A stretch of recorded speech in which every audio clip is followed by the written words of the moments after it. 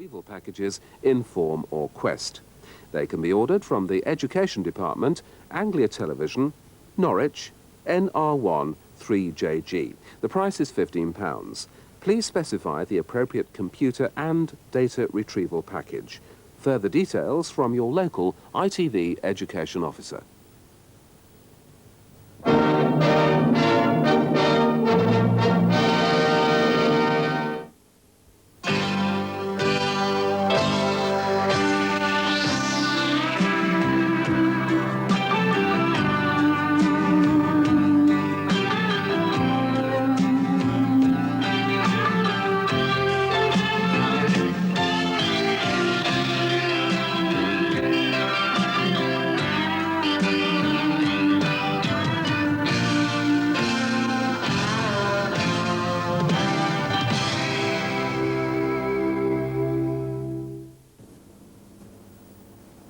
Hello.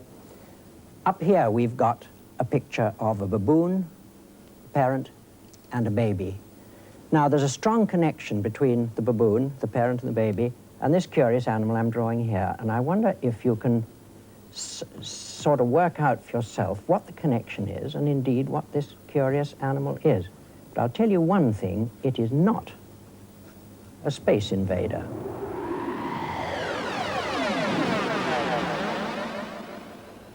No, it's all right. We're back to Earth again. Now, this breaking wave should give you a clue, because the animal I'm drawing is the larva of a very common animal, a crab. And it's an example of parenthood because it's probably the most successful example of dereliction of duty you could possibly imagine. The crab discharges into the ocean millions of eggs to become part of the larvae, and they hatch into a little zoea like this, which is drifting about all over the oceans, developing slowly, passing into the next stage, and each time becoming just a little bit more like a crab, but totally out of touch with its parents. There's the megalopa stage, definitely a little bit more like a crab, eyes still big and a long tail sticking out behind. But still quite a long way to go before it reaches the crab we know. But not all crabs are quite like this. Some take a certain amount of parental care. This shore crab in Trinidad demonstrates this. Under its tail, its eggs have hatched, and tiny baby crabs, like miniature replicas of itself, are there crawling about, close to the parent and completely safe. We're starting at this far end, this dereliction of responsibility. Fish are a good example, but there are certain fish where a parental care begins to raise its head, and the tilapia is one of them. This fish belongs to a group called mouth brooders, for the very simple reason that they brood their young in their mouth.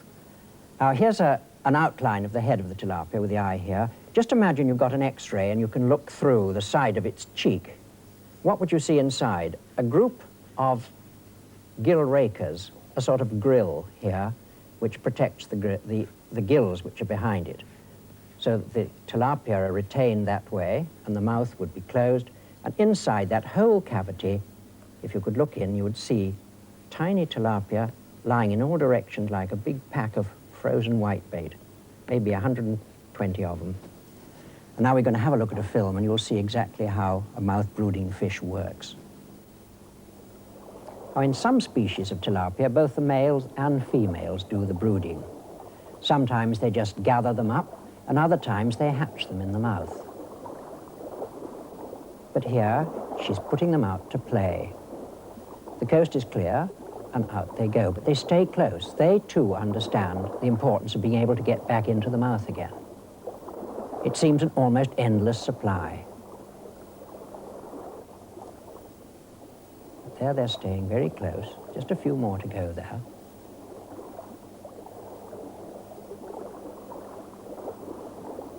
And in they go. They're all hoovered up because danger is threatened.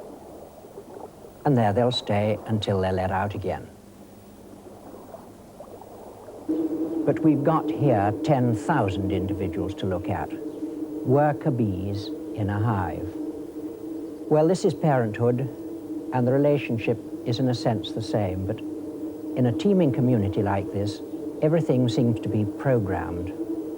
It's an organization, something so specialized, so difficult to understand for human beings that rather value individual personal freedom. These are all females. These are the workers, the honeybees. The queen has laid her eggs in the cells, and their job is to nourish the grubs, to bring in first bee milk on top of the eggs and honey, nectar, and look after those hatching eggs and growing grubs until the time comes to wax over the cells. Here are the busy workers. Why females, you'd ask? Well, it's because the males are missing. There are nowhere near so many of them, and their role is simply to fertilize new queens at the end of the season.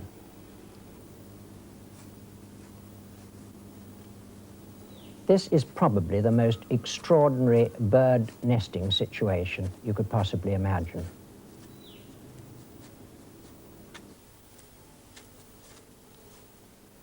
The mallee fowl gets its name from the mallee scrub of Australia.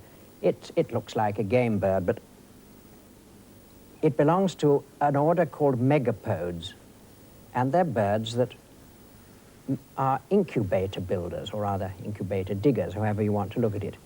First of all, they'll dig out a hole in the ground like that, and then they'll make a big pile of compost, just a compost heap like we'd make in the garden.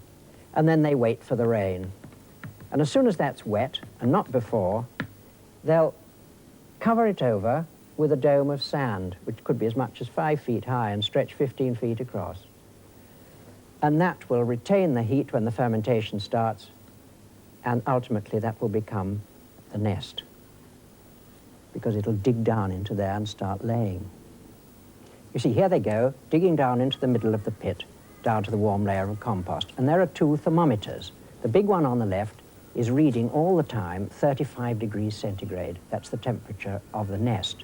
The little one on the right is reading now just 20, because it's in the early morning. That's the outside temperature. But the mallee fowl knows nothing about thermometers. He uses his tongue, and that tells him that the temperature's about right. If it's not right, he adjusts it with sand. Now look what's happened. The outside temperature is very, very hot indeed. 45, too hot to touch. But the inside was absolutely right. So they've got there. They're ready to lay an egg. And that'll be the very next step. As soon as that egg is laid, the sand goes on it.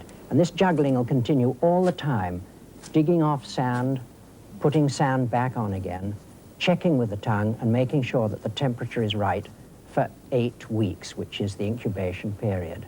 And after that, without the parents even knowing about it, in spite of all that fuss, a baby will hatch, a remarkable little baby that's fully fledged, fully able to run, and is the only baby we know that can actually fly off on the day it was hatched. And it'll go up and roost in a tree. It must be the most independent young bird there is in the world. And after all that hassle the parents had with the eggs and the compost heap, it's a great success story. But we're going to look at something much more normal now. Oh, these are eider ducks. They're nidifugus birds. They're therefore feathered and active as soon as they hatch, but they certainly would never fly on their first day like the mallee fowl chick. And there's Mum. Very quickly they're out and they're about, but walking, not flying. But their whole lifestyle and parenthood pattern is typical of by far the biggest majority of birds. Eiders are perhaps a little bit more communal than most. Here the females don't seem to mind going around in a little bit of a troop, each with their own brood. A lot of them are definite loners and like to take their young off on their own. But the female eiders take their babies down the ditch towards the sea. The drakes are notoriously absent. The females, the ducks, are the ones that do it all. You see what a closely knit little community it is. Each duck has got her own. If one straggles off, they wait for it and get it to catch up. And then they stay together in close little rafts on the water. The female very definitely keeping tabs on each one. And they keeping very close tabs on their mum. But now this is a different kind of bird. These birds are nidicolous, wood pigeons.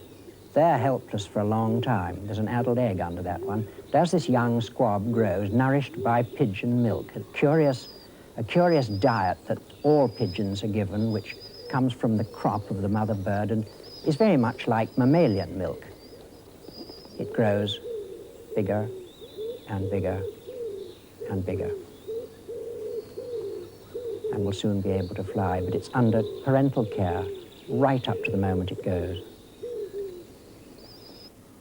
But when it comes to carrying babies around, you can't help thinking of a kangaroo. It's the obvious. Now that's quite a big joey. The babies are always joeys, and they'll be carried around in the pouch for certainly the first 5 months of their lives. By that time, it must be quite a strain for the mum. When they're out and about, they still go back in the pouch because that's where the teats are and that's where the joey will get a good drink of milk. And in he goes, like a sailor into his hammock. He'll slowly turn around so that he can look out and see which way he's going. Some very fascinating facts about parenthood in kangaroos. On this picture here, you see a pretty good close-up of it, and what's going to happen is that this joey is shortly going to be thrown out of the pouch for good. That'll be when he's about 8 or 9 months old. That'll be enough, and out he'll go to fend for himself. Immediately that happens, a hormonal change will take place in the mother. The pouch will begin to contract, and within about 10 days, a little baby, a tiny one that's all ready to come and just waiting for this one to get out of the pouch, will emerge, and it will claw its way up the body fur, all the way up, and hop in to the pouch, which is already beginning to recede. And it'll climb its way up inside. She'll have cleaned out the pouch already, and it'll latch onto the teat. Now, a kangaroo's got 4 teats, and they work on alternate sides, so that this big joey will have been using a couple, say, on the right-hand side, and they'll be very well developed. They'll begin to contract too, and the other one will go straight onto the small one and start. And she will immediately become pregnant again and start the whole process again, so that she's always got one joey on the way, all the time. And there they are. The joey getting now so heavy, there's precious little ground clearance between the mother's legs. At this stage, if danger really threatened, if it had to happen, the mother would be quite prepared to abandon the baby to make her own escape. It's a curious little facet of parenthood, this, but she knows she's got, as it were, another shot in the locker, and she's thinking of the future of kangaroos rather than her own particular joey. But the joey itself at this age would probably make a good escape on his own. This is a baby Thompson's gazelle, one of these animals that are literally born on the run. They're able to get up and walk almost immediately. This one's still remains the placenta on it. Lying there, hiding in the grass on the Serengeti plain, and mother, being a Thompson's gazelle, always flicking her tail the whole time. A little bit wobbly like Bambi, but nonetheless surprisingly independent at a very, very early age indeed. Now, when a baby giraffe is born, its first introduction to the world is to fall from a height of 6 feet, bang onto the ground. But they seem to be pretty resilient, and they're quite big. They're about 160 pounds at birth, and although he's fallen over again, he's 6 feet tall. Only giraffes and okapis are actually born with horns, but they're rather soft little horns. They take a little while to develop. Very tenderly licked by mother.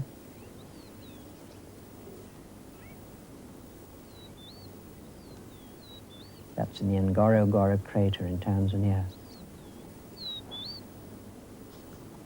But like all these young animals, the first thing to do is to find his way up onto his feet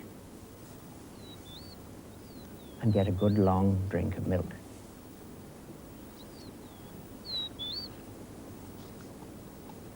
Giraffe milk is 5 times as rich as cow's milk, so they do grow at a great rate. By the time they're weaned, a baby giraffe is 10 feet tall.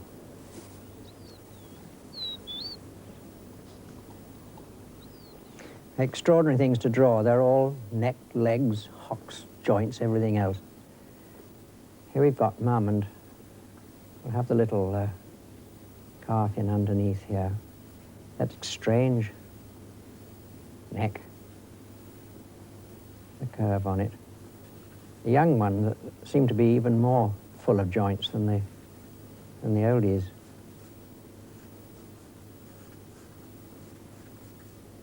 The thing about sketching, you can just get the rough impression of how the thing is and remember it that way. But giraffes really are problems from a great many points of view.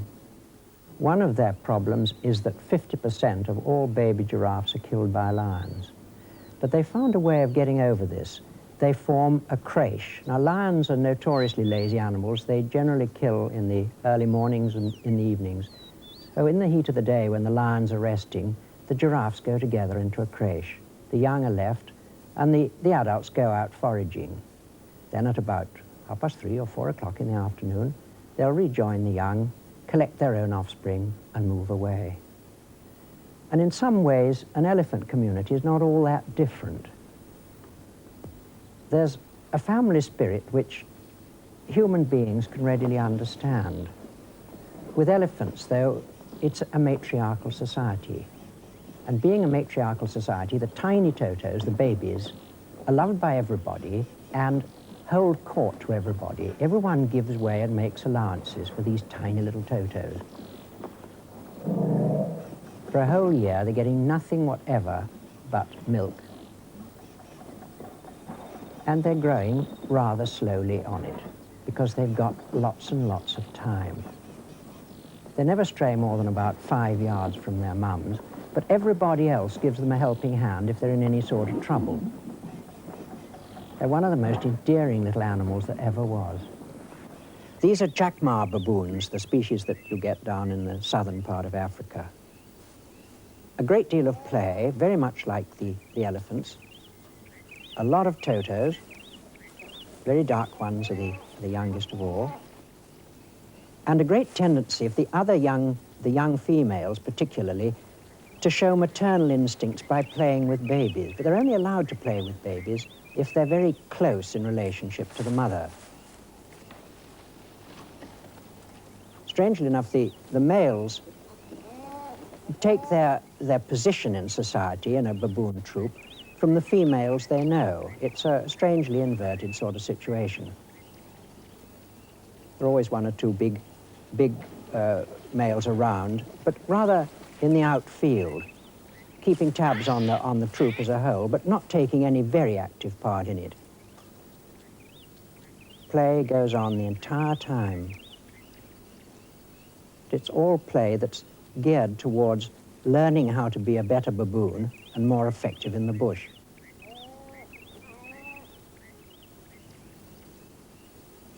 This kind of jockey riding starts at about 2 weeks old. It takes two forms. Sometimes they go along pillion fashion, and other times they go in a sort of derby winner style.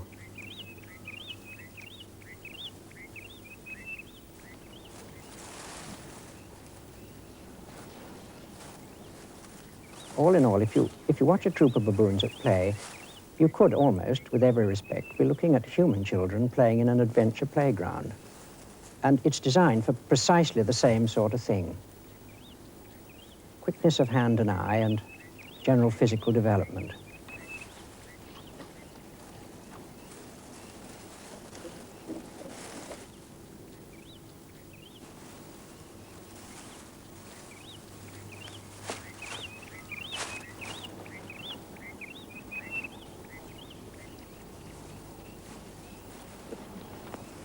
Yes, it's not surprising, really. We're watching primates, and we are ourselves primates.